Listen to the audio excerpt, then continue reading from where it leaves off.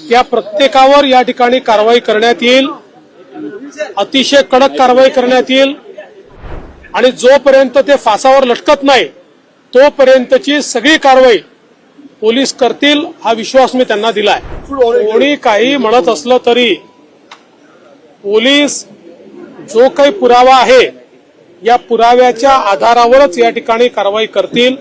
त्यामुळे कोण व्हिडिओत काय म्हणताय कोण काय म्हणत नाही हा विषयच नाही। काय वाटेल ते झालं तरी सगळे दोषी शोधून आणि जोपर्यंत ते फासावर लटकत नाही तोपर्यंतची सगळी कारवाई पोलीस करतील हा विश्वास मी त्यांना दिलाय। कोणचा गुन्हा दाखल होईल कसा होईल हे सगळं पोलीस सांगतील। हे पोलिसांचं काम आहे।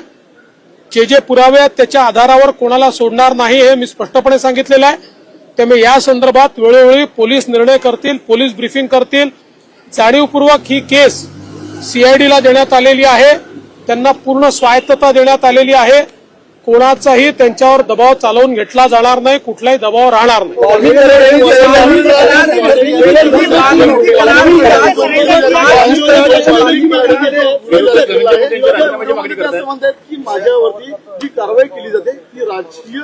कोणी काही म्हणत असलं तरी पोलीस जो काही पुरावा आहे या पुराव्याच्या आधारावरच या ठिकाणी कारवाई करतील।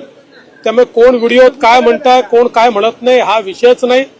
विषय हा आहे जिथे पुरावा आहे त्याला सोडलं जाणार नाही।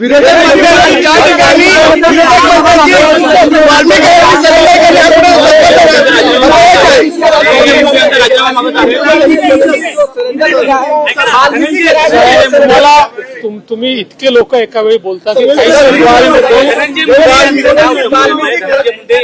राजीनामा द्यावा अशा प्रकारची एक मागणी समोर येते। मला या प्रकरणातल्या राजकारणामध्ये जायचं नाही।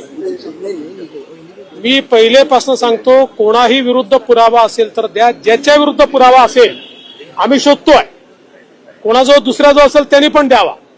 पण माझ्याकरता स्वर्गीय संतोष देशमुख यांच्या हत्येला कारणीभूत लोकांना शिक्षा होणे हे महत्वाचं आहे।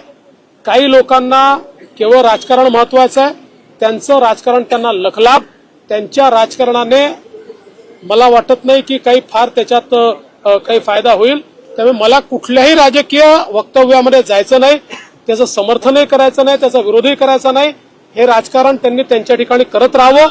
मात्र आमची भूमिका स्पष्ट आहे, स्वर्गीय संतोष देशमुख यांना न्याय मिळवून द्यायचा तो आम्ही मिळवून देऊ।